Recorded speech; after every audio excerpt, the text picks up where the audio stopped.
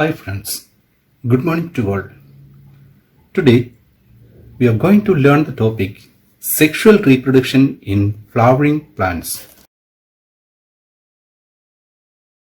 Plants can be divided into two parts, that is, the vegetative parts and the reproductive part.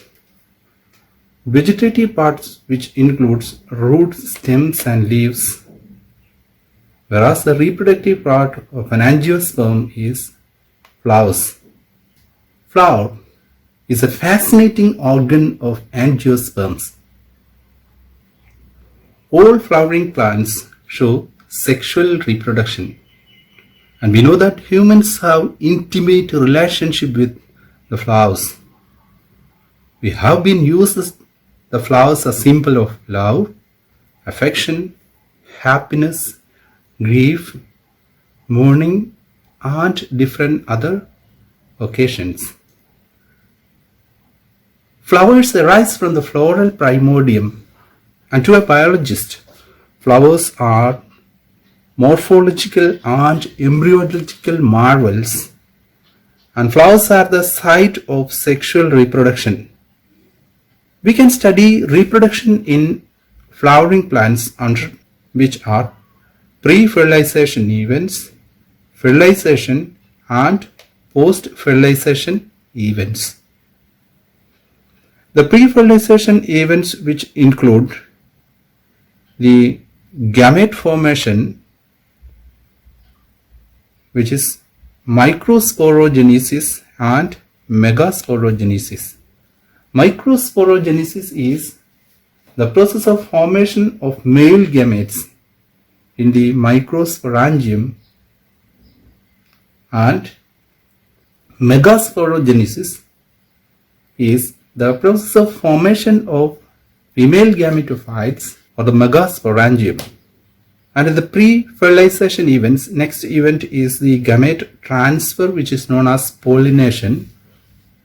It is a process of transfer of male gametes from the anther to the stigma of same flower or different flowers, same or different plant, but of the same species.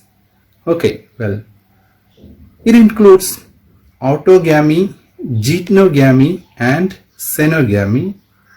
All these pre-fertilization events, fertilization and post-fertilization events in detail we will discuss in the upcoming session. Fertilization, which include double fertilization, which is the characteristic of angiosperms, and the post-fertilization events include the formation of endosperm and the formation of embryo. Now let us see the structure of a complete flower. What do you mean by a complete flower? A flower which has all the four whorls, or all the four whorls are present. Such a flower is known as a complete flower. You can see the LS longitudinal section of a flower, which indicates the four whorls. Let us see the sepals, that is the corolla, which is seen in green color at the basal part of the flower. Its function is to protect all the other three inner whorls. Next is the corolla or the petal, which is the bright colored part. It helps in attracting the pollinators and other pollinating agents. Then next is the male reproductive part, which is known as the stamen, which include anther and the filament, and the female reproductive part or the carpel or pistil, which includes stigma, style and the ovary. A typical angiosperm flower, it has two parts. We can consider the reproductive whorl or the essential whorl, and the other one is the accessory whorl. The essential whorl, which consists of androecium, the male reproductive part or the stamen, and gynoecium or pistil, which is the female reproductive part. The accessory whorls, which include calyx, the sepal, and corolla. Even though it is accessory but necessary for the existence of a flower. We have already seen that what is the function of the calyx and corolla. Pistil or carpel, which includes the stigma, the style, and the ovary. Stigma, which receives the pollen grains, and style is a tube that connects from the stigma to the ovary. Altogether, it is known as the pistil or carpel, which represents the male reproductive part, androecium, which consists of the stamen, that is the filament, and a bilobed anther. Stamen is the microsporangium. It is a male reproductive part that consists of anther and filament. The length of this filament, it may vary from species to species, that is in different flowers. The length of the filament may vary. It consists of a bilobed dithecous anther and this filament. You can see a cluster of filament and anthers, that is stamens here. And coming to the characteristic of an anther, you can say that it is bilobed. Two lobes are there. This is one lobe, this is another lobe, and it is dithecous. Dithecous means each lobe of anther is divided into two compartments. One compartment, the other one, like that. The other also it is divided into 2 compartments. So total there are 4 compartments we can see there. And a typical anther, the sporangium, it is tetragonal. It has 4 sides and 4 microsporangia or pollen sacs are present in an anther. 1, 2, 3, 4. And we can see the line of dehiscence. This is the line of dehiscence from the bilobed anther. The pollen grains are developed inside this microsporangia.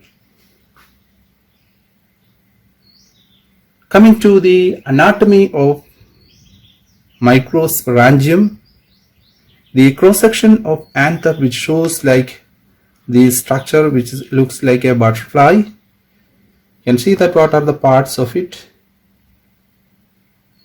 The outermost layer is known as the epidermis, and the second layer is known as the endothecium, and the middle layers, so all this is a middle layers, and the innermost layer, this one, this circle, that represents the tapetum.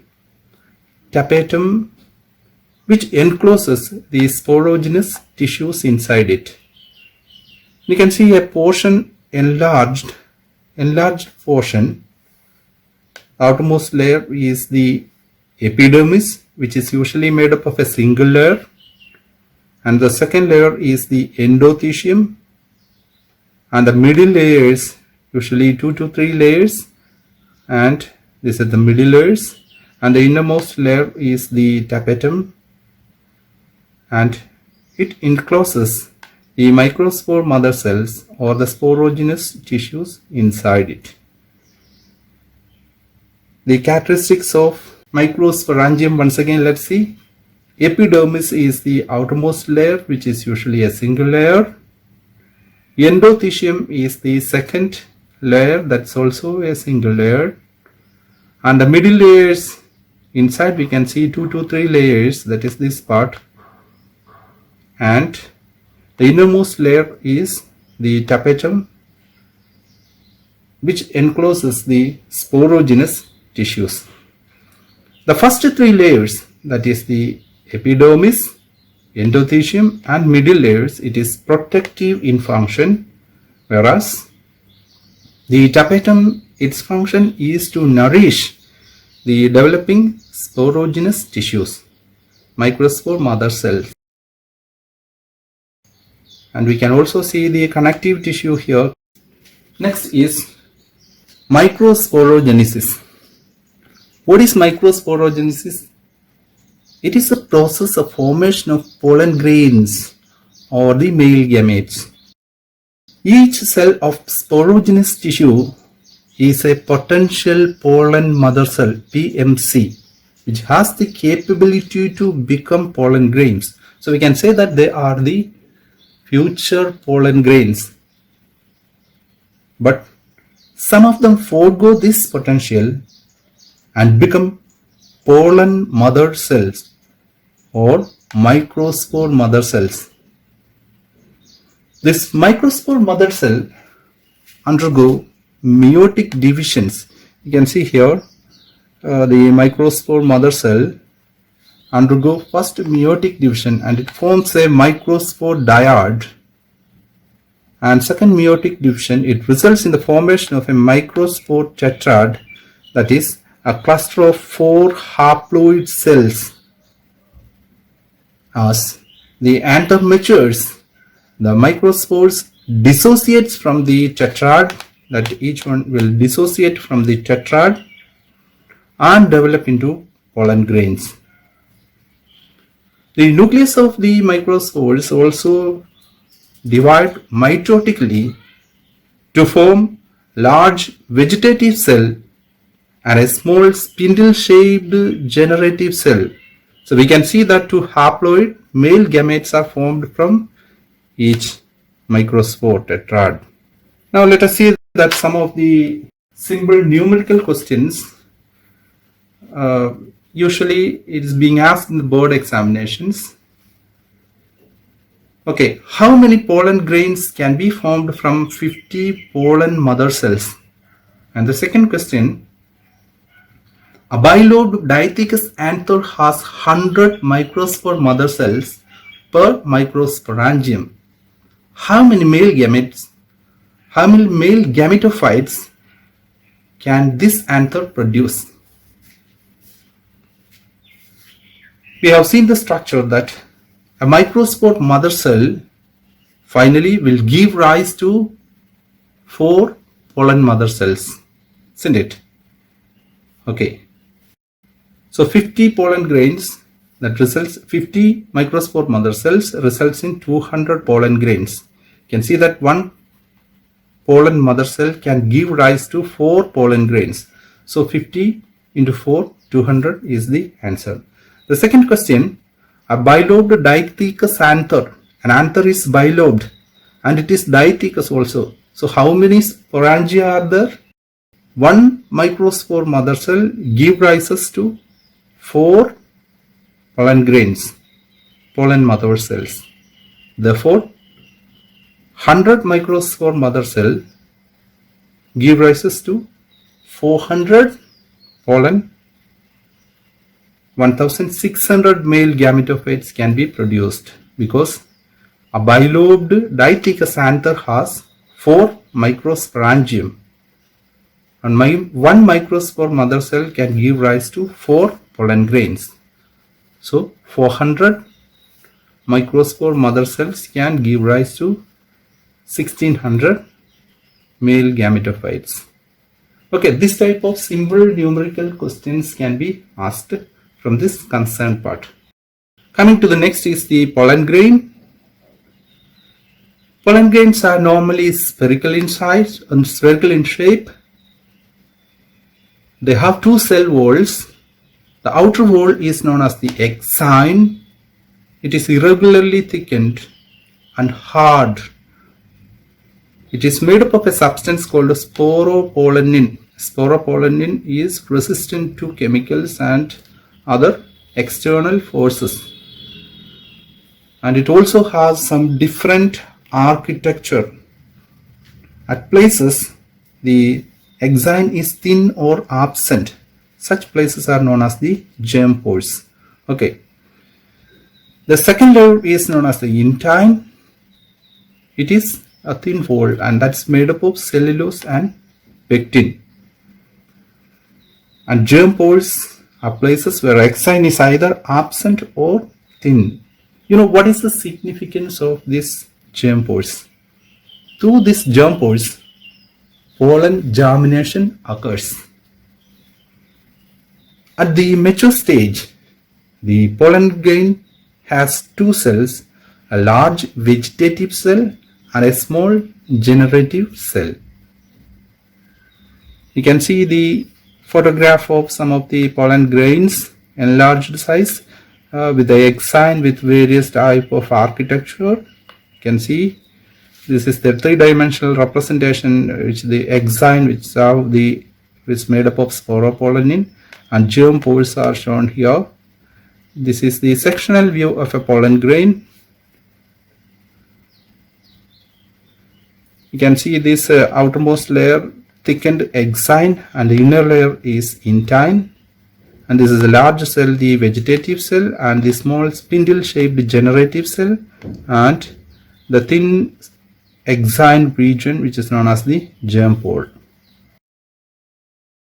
Some of the characteristics of this pollen grains, let us see. The vegetative cells, it is larger and it consists of abundance of reserved food in it, and it has irregular and large nucleus, whereas the generative cell is smaller and it is spindle shaped. Pollen grains have some merits as well as demerits. Let's see what is it.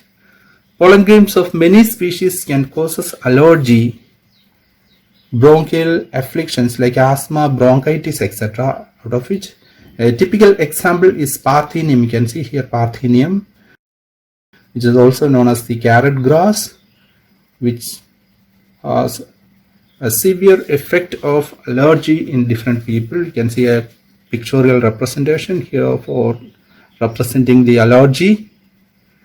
And coming to the merit part of the pollen grains, let us see. Pollen grains are rich in nutrients, and this is made use by commercially for the production of some pollen tablets and food supplements, certain type of tablets and syrups that are available in the market. It is being used to increase the performance of athletes and race horses. Pollen bee, that product is been here. That's all about the male gametophyte and male gametes. Very soon we'll meet with the next section, that is a female gametophyte and the concerned portions. Thank you.